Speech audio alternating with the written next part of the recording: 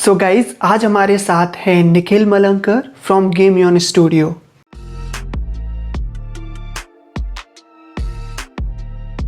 He has more than 85,000 subscribers on his channel named Nikhil Malankar, and as per me he is one of the brand of Indian gaming industry.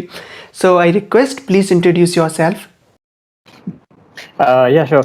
Thanks a lot, Surya, for having me on your channel, and that was a very flattering introduction. I think मेरे को और बहुत कुछ achieve करना है industry में. I think I'm at a very beginning stage मैं बोल सकता हूँ इंडस्ट्री के. But thanks a lot for जो भी आपने कहा. छोटा सा इंट्रोडक्शन मेरे बारे में. मेरा नाम है निखिल मालनकर. मैं गेम ऑन स्टूडियोज़ का फाउंडर एंड सीईओ हूँ. हम लोग ने अब तक काफ़ी सारे गेम्स बनाए हैं और रिसेंटली हम लोग एक गेम पे काम कर रहे हैं जो एक ओपन वर्ल्ड गेम है बेस्ड ऑन मुंबई सिटी, जिसका नाम है मुंबई गलीज़. तो फ़िलहाल वो चल रहा है और उसके साथ हम लोग कुछ मोबाइल गेम्स भी बना रहे हैं. इन टर्म्स ऑफ एक्सपीरियंस मैं इस इंडस्ट्री में 2013 से हूँ और एक्टिवली यूट्यूब भी करता हूँ. तो यह छोटा सा इंट्रोडक्शन हो गया. सो हम डायरेक्ट क्वेश्चंस पर आते हैं. मैं फर्स्ट क्वेश्चन ये पूछना चाहूँगा कि how to build a team. आपने अपनी टीम कैसे बनाई, प्लस कि अगर कोई चाहता है कि अपनी टीम बनाना तो आप क्या उसे एडवाइस देंगे कि ऐसे टीम बनाई जाती है. ओके, सो जब मैंने कंपनी की स्टार्ट की थी तो सबसे पहले तो कंपनी हम लोग ने टॉप 2 फेजेस में एक्चुअली स्टार्ट की थी. पहला फेज जो था वो पूरा एक हॉबी फेज था. That was from 2013 to 2016. उसके बाद फिर मैंने 1 साल के लिए ब्रेक लिया था. फिर बाद में 1 साल मैंने जॉब किया था एक जगह पे जहाँ एज अ टेक लीड. फिर बाद में 2018 में मैंने मेरे कंपनी के जो ऑपरेशंस थे वो रीबूट किए थे. तो उस टाइम पे जब मैंने रीबूट किए थे ऑपरेशंस, उस टाइम पे तो मैं सिंगल प्रोग्रामर और आर्टिस्ट वगैरह था. मैंने सारा का सारा काम खुद किया था. उसके बाद फिर 2 महीने में मुझे लगा कि मैं सारा का सारा चीज़ अकेले नहीं कर सकता. तो तब जाके मैंने 2 लोग को हायर किया. मेरे को तब तक समझ में आ गया था कि मेरा आर्ट इतना अच्छा नहीं था, तो मैंने एक आर्टिस्ट को हायर किया. और उस टाइम पे मैंने सोचा कि मेरे को अभी क्लाइंट प्रोजेक्ट्स और काम करने चाहिए. तो उस वजह से मैंने सोचा कि मेरा जो टाइम रहेगा वो क्लाइंट्स ढूँढने में ज़्यादा जाने वाला है. तो इस वजह से मैंने एक प्रोग्रामर को हायर किया. फिर बाद में काफ़ी सारे लोग को ऐसा लगता है कि आपको डे 1 से टीम लगेगी. ऐसा ज़रूरी नहीं है. पॉसिबल हो सकता है कि आप एक अकेले सोलो प्रोग्रामर रह के भी या फिर सोलो डेवलपर रह के भी आप बहुत सारी चीज़ें कर सकते हो. बट जैसे-जैसे चीज़ें बढ़ने लगती है, जैसे आपको अगर काम बढ़ने लगता है तो उस हिसाब से फिर आपको टीम को बिल्डअप करना चाहिए. और टीम ऐसी बिल्ड करनी चाहिए जहाँ पे आपको पता है कि आप लैग कर रहे हो. जैसे मैं जान चुका था कि मैं इतना अच्छा आर्टिस्ट नहीं हूँ, तो मतलब नहीं बनता कि मैं खुद वो आर्ट बैठ के बनाते रहूँ. तो इस वजह से मुझे लगा कि अगर मैं एक आर्टिस्ट को हायर करता हूँ तो फिर वो एक एडेड एडवांटेज हो जाएगा और मैं बेटर क्वालिटी गेम्स बना पाऊँगा. तो इस वजह से मैंने आर्टिस्ट को हायर किया. और प्रोग्रामर, जैसे मैंने बोला कि मैं क्लाइंट्स को लाने में ज़्यादा फ़ोकस करना चाहता था. तो ये एक चीज़ आइडेंटिफ़ाई करो कि आपको किस चीज़ के ऊपर फ़ोकस करना है, और बाकी सारी चीज़ें जो आपको लगता है कि आपके में भी एक्सपर्टीज़ नहीं है या फिर एरिया ऑफ इंटरेस्ट नहीं है, वो सारी चीज़ों के लिए हायर करना स्टार्ट करो. एंड इवेंचुअली अगर आपने एक अच्छी पाइपलाइन सेट कर रखी है, तो फिर हायरिंग वाला जो प्रोसेस है वो काफ़ी एफर्टलेस हो जाएगा. जैसे आपने एक बार काम करना स्टार्ट कर दिया तो फिर आपको पता चलेगा कि एग्ज़ैक्टली आपको किस तरह के लोग को हायर करना है. फॉर एग्ज़ाम्पल, आपने अगर कंपनी स्टार्ट की है, तो उस टाइम पे ब्लाइंडली हायर करना भी एक बहुत गलत डिसीजन रहता है. आपको हमेशा ये देखना रहता है कि आपकी रिक्वायरमेंट्स क्या है, और अगर वो चीज़ की रिक्वायरमेंट है तभी जाके हायर करो. अगर रिक्वायरमेंट नहीं है तो फिर हायर मत करो. फाइन. तो मैं नेक्स्ट क्वेश्चन ये पूछना चाहूँगा कि आपको 3 मंथ्स लगे थे अपना फर्स्ट क्लाइंट ढूंढने में. तो ऐसा क्यों? आप कोई गलती कर रहे थे या फिर आपका पोर्टफोलियो इतना स्ट्रांग नहीं था? गलती कुछ नहीं थी. गलती एज़ सच कुछ नहीं रहती है. फर्स्ट क्लाइंट जो रहता है वो मिलना हमेशा मुश्किल रहता है. फर्स्ट क्लाइंट आपको मिलना इसलिए डिफ़िकल्ट रहता है क्योंकि आज की तारीख में अगर आप कहीं जाके किसी को बोलो कि हम आपके लिए गेम्स बना सकते हैं, तो सबसे पहले तो वो आपको ये पूछेंगे कि आपने इसके पहले क्या काम किया है. जैसे फॉर एग्ज़ाम्पल, अगर आप कोई भी रेस्टोरेंट्स में भी जाते हो, तो रेस्टोरेंट्स में जाते टाइम हमेशा अगर आप ज़ोमैटो से ऑर्डर कर रहे हो, तो ज़ोमैटो पे ऑर्डर करने से पहले उसके रेस्टोरेंट की एक रेटिंग रहती है. तो वो रेटिंग अगर अच्छी रहे तो फिर आप ज़्यादा प्रेफ़र करोगे वो पर्टिकुलर रेस्टोरेंट से खाना. या फिर इवन अगर आप कोई गेम डाउनलोड करते हो, तो गेम पे जाके एटलीस्ट वो प्ले स्टोर की रिव्यूज़ देखते हो, यूज़र रिव्यूज़ क्या है, रेटिंग्स क्या है, वो एक बार पढ़ते हो, तब जाके आपको कॉन्फिडेंस आता है कि नहीं, ये गेम अच्छा है, इसको खेलना चाहिए. उसी तरह से एक आपका काम भी रहता है। आपका काम अगर आपने इसके पहले कोई क्लाइंट वर्क किया ही नहीं है, तो आपके पास उस टाइम पे वो क्रेडिबिलिटी नहीं रहती है, उस टाइम पे एक एक्सपीरियंस नहीं रहता। तो इस हिसाब से फिर क्लाइंट्स आपको वही पूछेंगे कि आपने इसके पहले क्या काम किया है, क्योंकि क्लाइंट को क्या चाहिए रहता है कि कोई एक बंदा ऐसा चाहिए रहता है जो उसको काम डिलीवर करके दे। और अगर आपने उसके पहले काम किया ही नहीं है, तो आपके पास एक पोर्टफोलियो नहीं रहेगा शोकेस करने के लिए। So that is why first client मिलना बहुत डिफिकल्ट रहता है। एक बार फर्स्ट क्लाइंट आपको मिल गया, उसके बाद फर्स्ट 2 क्लाइंट्स मैं बोल सकता हूँ कि फर्स्ट 2 क्लाइंट्स मिलना बहुत डिफिकल्ट रहता है। एक बार 2 क्लाइंट्स आपको मिल गए, उसके बाद फिर आपको वो जो हो सकता है कि पहला या दूसरा क्लाइंट आपके काम को रेफ़र करे, अगर आपने उनको अच्छा काम करके दिया है, और उस हिसाब के आपका एक नेटवर्क बन जाता है। फिर बाद में आपको काम मिलना बहुत ईज़ी हो जाता है। तो फर्स्ट टाइम अगर आप को क्लाइंट्स ढूँढने हैं, तो मेरा एडवाइस यही रहेगा कि आप पहले खुद का एक पोर्टफोलियो बनाओ। हो सकता है कि ये पोर्टफोलियो में आपने किसी और के लिए गेम्स बनाए नहीं होंगे, आप खुद के गेम्स बताओ कि मैंने ये टाइप के गेम्स बनाए हैं। और फिर बाद में एक लिस्ट बनाओ कि आप कौन से टाइप की सर्विसेज़ ऑफ़र कर सकते हो। फॉर एग्ज़ाम्पल क्या आप गेम आर्ट कर सकते हो? क्या आप गेम प्रोग्रामिंग अच्छे से कर सकते हो? तो ये आप एक आइडेंटिफ़ाई करो कि आपकी कोर स्ट्रेंथ क्या है, उसका एक पोर्टफोलियो बनाओ, और वो पोर्टफोलियो आप या तो एक पीडीएफ डॉक्यूमेंट में बना सकते हो या फिर खुद की एक वेबसाइट बना सकते हो। और वो एक पोर्टफोलियो आपके पास रेडी हो गया, फिर वो पोर्टफोलियो पिच करो आप क्लाइंट्स को, तब जाके आपको काम मिलेगा। तो इसमें फर्स्ट टाइम जब आप स्टार्ट करते हो, तो गलती किसी की नहीं रहती, गलती सिर्फ़ ये रहती है कि आपके पास पहला प्रायर कुछ एक्सपीरियंस नहीं रहता। और जैसे मैंने 2 एग्ज़ाम्पल्स दिए, आई एम श्योर आप लोग एग्री भी करोगे कि इवन अगर आपको कोई गेम खेलना है, तो रेटिंग्स बहुत ज़रूरी है। उस हिसाब से आपका काम जो है वो आपके लिए बात करेगा। Next question is from one of my subscriber Mridul Rajbhar. He is saying मुझे यूनिटी सीखते सीखते कुछ मंथ्स हो गए हैं और जब भी मैं इंटर्नशिप के लिए अप्लाई करता हूं तो बार बार मैं फेल हो रहा हूं. तो मैं ये क्वेश्चन पूछना चाहूँगा आपसे कि अगर आप एज अ इंटर्न किसी को हायर करते हैं तो उसके अंदर क्या क्वालिटीज़ चेक करते हैं? सबसे पहले कंपनीज़ जब इंटर्न्स को हायर करती है, तो वो पहली बात क्वालिटी पे आती ही नहीं है। पहली बात आती है कि क्या कंपनी को रिक्वायरमेंट है या नहीं। अगर कंपनी को रिक्वायरमेंट नहीं है, तो कोई कंपनी इंटर्नशिप्स क्यों देगी? तो वो सबसे पहला पॉइंट रहता है। तो पहले जब आप इंटर्नशिप्स के लिए अप्लाई करते हो, तब ये देखिए कि क्या वो कंपनी में इंटर्नशिप्स के लिए जॉब ओपनिंग है या नहीं है। अगर जॉब ओपनिंग इंटर्नशिप्स के लिए है ही नहीं, तो फिर 99% ऑफ द टाइम वो कंपनी आपको रिजेक्ट करेगी। अब दूसरी बात आती है इंटर्नशिप्स की, अगर अपॉर्च्युनिटी है, तो उस टाइम पे आपको एक्चुअली बहुत सारी आपको एक चीज़ समझनी पड़ेगी कि डिमांड और सप्लाई जो है, सप्लाई बहुत ज़्यादा है बट डिमांड कम है। जैसे गिनी-चुनी कंपनीज़ है जिसमें आपको इंटर्नशिप्स मिलेगी।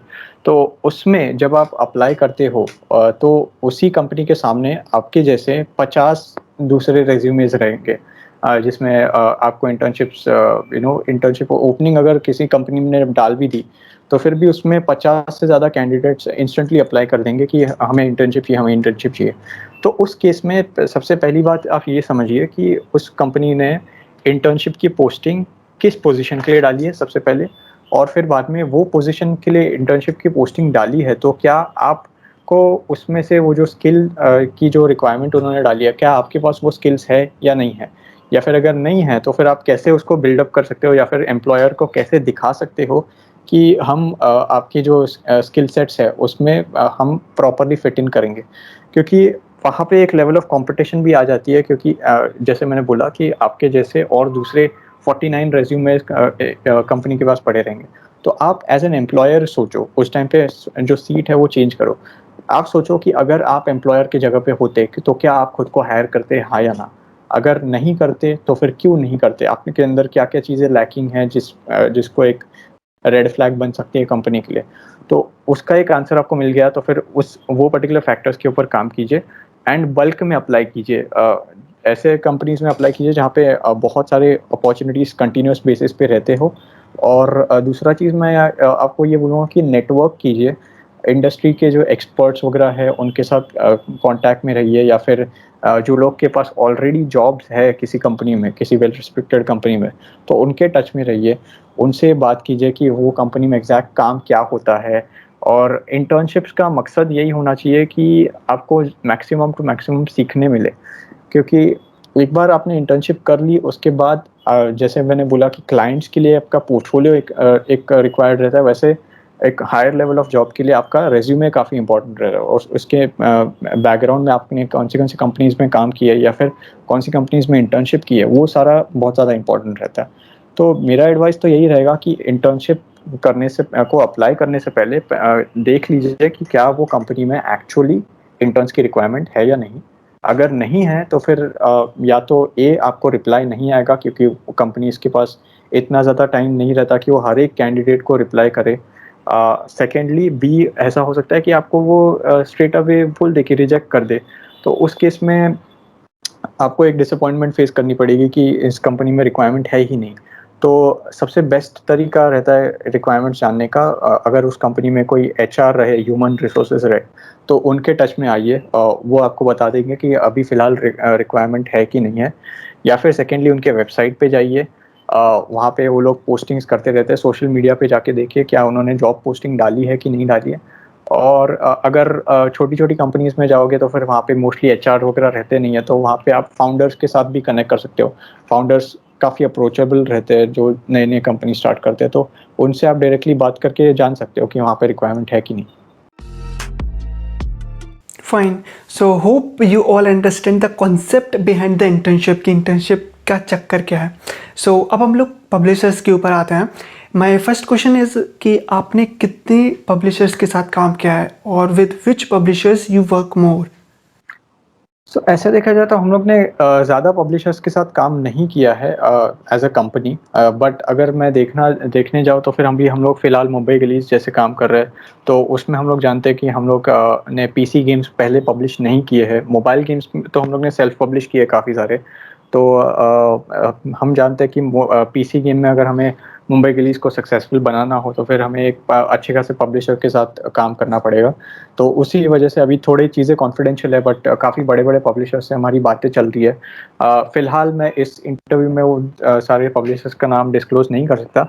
इवेंचुअली मे बी हम और आप कभी एक फ़ॉलो अप इंटरव्यू वगैरह लेंगे 1-2 साल बाद, तब हम लोग इसके बारे में और डिटेल में बात करेंगे। But in a sense like हम लोग ने कुछ पब्लिशर्स के साथ काम किया था। आई थिंक एक पब्लिशर के साथ काम किया था मोबाइल स्पेस में, वूडू। वो मैं बात कर सकता हूँ क्योंकि हम लोग ने उनके साथ ऑलरेडी एक गेम की जो रिटेंशन टेस्ट थी वो की थी। इसके अलावा मोबाइल स्पेस में हम लोग ने काफ़ी सारे गेम्स खुद ही पब्लिश किए थे। वूडू के साथ जो हम लोग ने रिटेंशन टेस्ट किया था उसमें हम लोग का गेम जो है वो पास नहीं हुआ उनके फैक्टर्स में, तो इस वजह से वो गेम फिर वूडू ने पब्लिश नहीं की। कोई और पब्लिशर मतलब जिसका ये रिटेंशन टेस्ट पास हुआ हो आपका। ऐसे बातचीत होती रहती है, बट कोई भी ऐसा हम लोग ने कोई publishing deal as such sign नहीं की है किसी पब्लिशर के साथ। Now comes to advertisement part. For example अगर कोई सेल्फ पब्लिशिंग करना चाहता है तो आपके हिसाब से उसे एक कैंपेन कितने दिनों तक चलाना चाहिए, प्लस एक कैंपेन में कितने रुपए इन्वेस्ट करना चाहिए ताकि उसे यूज़र का डेटा मिल सके और उस डेटा को एनालाइज करके वो अपना गेम लॉन्च कर सके। Okay, I think first 7 days में अगर आपने एटलीस्ट एक पर डे का 500 टू 1000 रुपीज़ का बजट लगा दिया, that's around a total of 7000 rupees, जो आपने इन्वेस्ट कर दिया मे बी गूगल एड्स में या फिर फेसबुक एड्स में, तो आपको एक यूज़र एक्विजिशन पता चल जाएगा कि आपको पर इंस्टॉल कितना खर्चा जा रहा है। सेकंड बात आएगी, एक बार आपने यूज़र एक्वायर कर लिया उसके बाद आपको देखना रहता है रिटेंशन। रिटेंशन का मतलब ये रहता है कि आपने अगर एक यूज़र ने गेम डाउनलोड किया तो वो आपके गेम के तरफ वापस अगले दिन आ रहा है। Healthy retention number is anywhere between 40% plus. 40% से ज़्यादा अगर आपका रिटेंशन नंबर होगा डे 1 पे, तो आपका गेम एकदम काफ़ी सुपर्ब माना जाता है। 60% से ज़्यादा रहा मतलब तो आपका गेम सुपर हिट है। तो अगर आपको रिटेंशन प्रॉपर आ रहा है, तो फिर आपके लिए सेंस बनेगा कि उस गेम के अंदर और एडवर्टाइज़िंग पैसा खर्च करें। एक बार आपको रिटेंशन डेटा अगर अच्छा आ गया, इसका मतलब यही रहता है कि आप उस गेम में कितना भी पैसा डालो, आपका कहीं न कहीं पे जाके वो प्रॉफ़िट होने वाला है। अगर रिटेंशन नंबर्स आर बिलो 20%, तो वहाँ पे आप जितना भी एडवर्टाइज़ करो आपका गेम आपको पैसे कमा के नहीं देगा। सो दैट इज़ व्हाई ये जो बड़े-बड़े पब्लिशर्स हैं, they rely heavily on these retention numbers. Specifically जो जैसे मैंने पब्लिशर्स का मेंशन किया, अभी वूडू के साथ हम लोग काम कर रहे थे, तो वूडू के जो क्राइटेरियाज़ ही है कि इतना आपको रिटेंशन नंबर्स आने ही चाहिए, तभी जाके आपका गेम उनके जो मैट्रिक्स में है वो पास करेगा। तो अगर आप स्टार्ट कर रहे हो तो सबसे पहले I think ₹7,000 would be a decent advertising budget, जिससे आपको गेम को मार्केट में लॉन्च कर सकते हो। और काफ़ी सारे लोग अंडर एस्टिमेट करते हैं, उनको लगता है कि ₹7,000 या फिर क्या यूज़र एक्विजिशन में खर्चा नहीं करना चाहिए, वो लोग ऑर्गेनिकली शेयर वगैरह करेंगे। बट आपको ये बात समझनी पड़ेगी कि दिन में ऑलमोस्ट 2000 से ज़्यादा गेम्स लॉन्च होते हैं, और उसमें से जो बड़े-बड़े पब्लिशर्स रहते हैं उनके पास तो लाखों करोड़ों रुपए रहते हैं बस एडवर्टाइजिंग में खर्च करने के लिए। तो अगर आपने उस केस में अगर ₹0 खर्च किए, तो वो केस में आपको या तो किसी एक बड़े इन्फ्लुएंसर को पकड़ना पड़ेगा, जो आपके लिए एडवर्टाइज़ करे, वहाँ पे भी आपका खर्चा है, या फिर आपका गेम एक्चुअली इतना अच्छा होना चाहिए जो ऑटोमेटिक वायरल हो जाए। बट ऑटोमेटिक वायरल होने वाले गेम्स ऑलमोस्ट लाइक 1% से भी कम चांसेस है आपके। तो that is why it is preferable कि आप एक एडवर्टाइजिंग में बजट डालो, और ज़्यादा भी मत डालो। ऐसा भी नहीं कि हफ्ते भर में आपने 50-50 हज़ार या फिर लाख रुपए उड़ा दिए। पहले छोटे लेवल से स्टार्ट करो, देखो कि क्या वो ₹7,000 में खर्च करने के बाद आपके कितने पैसे वापस बन रहे हैं। अगर पैसे बन रहे हैं तो फिर कंटिन्यू करो, अगर नहीं बन रहे तो फिर वापस उसको चेंज करो, आइटरेट करो। और रिटेंशन नंबर्स एकदम लो है तो फिर मेरा एडवाइस यही रहता है कि उस गेम पे काम करने का मतलब नहीं बनता। अगर वो एक हाइपर कैजुअल गेम है तो उसको आप ईज़िली स्क्रैप कर सकते हो। बट कोई एक गेम है जिसमें आपने मंथ्स डाल दिए, 3 महीने डाल दिए, 4 महीने डाल दिए, और उसके रिटेंशन नंबर्स नहीं आ रहे, तो आपको उस गेम को हेवीली रीमॉडिफाई करना पड़ेगा, समझना पड़ेगा कि क्या ये गेम जो हम लोग ने बनाया है, वो एक्चुअली अच्छा है कि नहीं। बहुत सारे फैक्टर्स रहते हैं। लेवल की डिफ़िकल्टी आती है उसमें कि क्या आपने जो गेम बनाया है, उसको यूज़र्स समझ पा रहे हैं कि नहीं पा रहे हैं। क्या आपने जो गेम बनाया है वो आपके हिसाब से बहुत मज़ेदार है, बहुत अच्छा है, बट मेबी आपने इसको लॉन्च किया है तो लॉन्च करने के बाद यूज़र्स को खेल के मज़ा नहीं आ रहा है। तो बहुत सारी फैक्टर्स रहती है। सिर्फ़ मतलब एडवर्टाइज़िंग अगर एक सिंपल सी बात है, एक अच्छे प्रोडक्ट की आप जितनी ज़्यादा एडवर्टाइजिंग करोगे या फिर नहीं भी करोगे, तो फिर भी वो अच्छा प्रोडक्ट मार्केट में चलेगा। एक बुरा प्रोडक्ट है, उसकी आप जितनी ज़्यादा एडवर्टाइजिंग करोगे, कितना भी आप एफर्ट डालो, वो मार्केट में सक्सेस नहीं होने वाला। तो ऑल इन ऑल टेक यही है कि आप प्रोडक्ट अच्छा बनाओ, और और अगर प्रोडक्ट लॉन्च करते टाइम अच्छा नहीं बना है तो फिर समझो यूज़र्स से फीडबैक लो, पॉजिटिव क्रिटिसिज्म, नेगेटिव क्रिटिसिज्म दोनों लो, और देखो कि यूज़र्स कहाँ पे फ्रस्ट्रेट हो रहे हैं, तब जाके वो अगर इम्प्रूव करोगे तो जाके फिर बाद में एडवर्टाइजिंग एंड ऑल का बात आती है। तो आप कौन-कौन सी मार्केटिंग स्ट्रेटजीज़ को यूज़ करते हैं अपनी गेम को हिट बनाने के लिए? हिट हो सके ये तो हम लोग गारंटी नहीं करते कि कौन सा गेम हिट हो सके या नहीं, वो तो मार्केट डिसाइड करता है। बट हमारे साइड से डेफिनेटली मार्केटिंग के साइड से जैसे मैंने बोला कि हम लोग छोटा सा एक बजट लगाते हैं गूगल एड्स में। और ऑब्वियसली फॉर्चुनेटली मेरे पास एक यूट्यूब चैनल है खुद का, तो जब भी कोई गेम लॉन्च हो जाता है तो मैं पहले मेरे चैनल के ऊपर अनाउंस कर देता हूँ। वहाँ से थोड़ी बहुत मार्केटिंग हो जाती है। इसके अलावा हम लोग के फेसबुक पेजेस हैं, इंस्टाग्राम अकाउंट्स वगैरह है। इंस्टाग्राम पे मेरे पास अभी स्वाइप अप फीचर भी है, तो मैं वहाँ पे भी डाल देता हूँ। तो टू सम इट, और इसके अलावा अभी थोड़े बहुत यूट्यूबर्स मेरे फ्रेंड्स भी है, तो उनको भी रीच आउट करता हूँ मैं, उनको भी बोलता हूँ कि थोड़ा प्रमोशन वगैरह कर दो। तो ये सारे टेक्निक्स हैं जो हम लोग यूज़ करते हैं। So can you share something related to your game Mumbai Gullies? काफ़ी सारा टाइम जा रहा है मुंबई गलीज़ में। मुंबई गलीज़ के डेवलपमेंट में अभी हम लोग का प्री प्रोडक्शन पाइपलाइन जो है वो ऑलमोस्ट फिनिश होने आया है। इसके अलावा हम लोग मोकैप स्टूडियोज़ से बात कर रहे हैं, जहाँ पे हम लोग एक अच्छे एनिमेशंस मिल सके। ज़्यादा अपडेट्स हम लोग दे नहीं पा रहे हैं गेम की, क्योंकि इंटरनली जो भी प्रोसेस वगैरह है उसी के अंदर हम लोग ऑक्यूपाइड है। डेली कॉल्स होते हैं, अभी हम लोग कैसे इसको रिफ़ाइन करना है, कैसे प्रोजेक्ट को इम्प्रूव करना है, वो रहता है। और साथ ही साथ पैरेलल में हमारे मोबाइल गेम्स भी चल रहे हैं, तो फिर उसके भी कॉल्स वगैरह डिस्कशंस रहते हैं। तो मेजर तो 100% of the time it goes in game on Studios.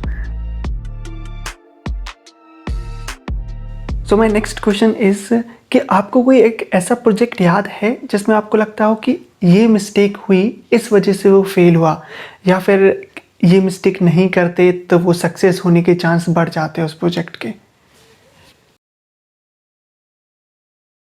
ऐसा कोई प्रोजेक्ट अब तक जिसमें मिस्टेक हुई, आई थिंक हम लोग के जो पहले के जो गेम्स थे 2013 टू 16 के टाइम पे जो हम लोग ने बनाए थे, उस टाइम पे हम लोग किसी भी गेम के अंदर एनालिटिक्स नहीं डालते थे और हम जानते ही नहीं थे कि एनालिटिक्स क्या होता है, रिटेंशन वगैरह क्या होता है।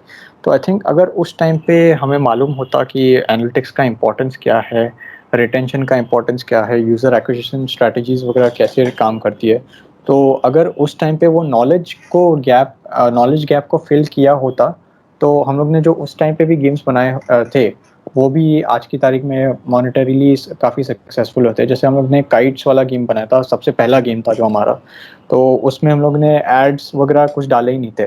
तो और एड्स डाले नहीं थे, बट उस पर्टिकुलर गेम में पहले ही हफ्ते के अंदर, without any marketing at that time 2013 में, पहले ही हफ्ते के अंदर 10,000 डाउनलोड्स आ गए थे। और उस टाइम पे मैं तो बिल्कुल जानता नहीं था कि गूगल एड्स में खर्चा करना है या फिर फेसबुक एड्स में खर्चा करना है। वो टाइम पे कुछ खर्चा नहीं किए करके भी ऑर्गेनिकली 10,000 प्लस डाउनलोड्स आ गए थे। तो उस टाइम पे अगर मालूम रहता कि मोनेटाइजेशन स्ट्रेटजीज वगैरह क्या होती है, तो शायद हम लोग काइट्स से भी काफ़ी सारे पैसे कमा सकते थे, या फिर उसको भी और थोड़ा मीनिंगफुल और फन बना सकते थे। तो ये एक मिस्टेक जो हम लोग ने बहुत अर्ली ऑन किया था। अभी हम लोग ने काफ़ी सारी चीज़ें सीखी है, तो जो भी मिस्टेक्स वगैरह थे ये इजीली अवॉइड हो जाते हैं। सो हमको ये समझ में आया कि एनालिटिक्स किसी गेम के कितना मायने रखते हैं। अभी अगर आप अभी गेम्स में एनालिटिक्स यूज़ नहीं कर रहे हैं तो करना शुरू कर दो। आपने देखा कि देखो इतने डाउनलोड्स हुए उसके बाद भी अर्निंग नहीं हुई। क्यों?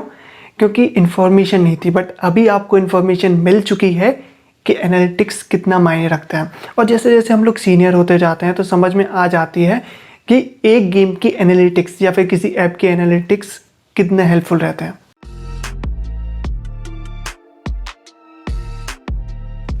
सो माई नेक्स्ट क्वेश्चन इज़ कि आपको अभी फंडिंग मिल चुकी है या फिर आप किसी को अप्रोच कर रहे हैं फंडिंग के लिए? फंडिंग की बातें चल रही है अभी। हम लोग ने कुछ फंड पार्टनर्स के साथ बात की है, बट अभी फ़िलहाल वो चीज़ें मैं अनाउंस नहीं कर सकता। इसके पहले कभी हम लोग की फंडिंग नहीं हुई है। This is the very first time जहाँ पे हम लोग पैसे रेज़ कर रहे हैं, और कुछ ही दिनों में या फिर कुछ ही हफ्तों में वो अनाउंस करेंगे। फंडिंग के ऊपर भी ऐसे काफ़ी सारे मिथ्स वगैरह है। लोगों को लगता है कि फंडिंग ऐसे इंस्टेंट में मिल जाती है, बट ऐसा नहीं है। हम लोग फंडिंग के लिए ट्राई कर रहे थे almost since the month of February this year. अब जाके कुछ एक क्लोजिंग वगैरह होने वाला है, बट उसके जो मेजर डिटेल्स वगैरह है वो I will announce them officially on my own channel, because अब तक वो जो फंडिंग वाला पार्ट है वो फाइनल क्लोज हुआ नहीं है। वो आई थिंक ये हफ्ते में या फिर अगले हफ्ते तक क्लोज हो जाएगा। उसके बाद फिर किससे फंडिंग उठाई, कितनी उठाई, वो सारे डिटेल्स मैं मेरे चैनल के ऊपर दे दूँ। सो अगर आपको फंडिंग से रिलेटेड जानना है तो सर के चैनल को अभी सब्सक्राइब कर दीजिए, निखिल मलंकर। तो आपको इन्फॉर्मेशन मिल जाएगी कि सर को फंडिंग कैसे मिली, कि किसने सर को फंडिंग दी, वो सब। Thanks a lot Surya for inviting me, and या आई होप कि आपको इस जो भी मैंने बोला है उससे कुछ सीखने मिला हो। अगर कुछ सीखने नहीं मिला तो मेरे को बता दीजिए कि मैंने कुछ ऐसा ही बोला, गलत बोला, तो मेरे को बता दीजिए कमेंट सेक्शन के थ्रू। और सूर्या के चैनल को भी सब्सक्राइब कीजिए, द लॉजिकल प्रोग्रामर को। काफ़ी इंटरेस्टिंग कंटेंट है। मैं देख रहा हूँ 9,000 सब्सक्राइबर्स क्रॉस कर चुके हैं सूर्या, तो congratulations to you Surya on that. And इसके चैनल के ऊपर राहुल सहगल सर भी आए थे और वैभव चौहान भी आए थे, तो उनके वो दूसरे वीडियोस को भी आप चेकआउट कर लीजिए। And once again thanks a lot Surya for having me.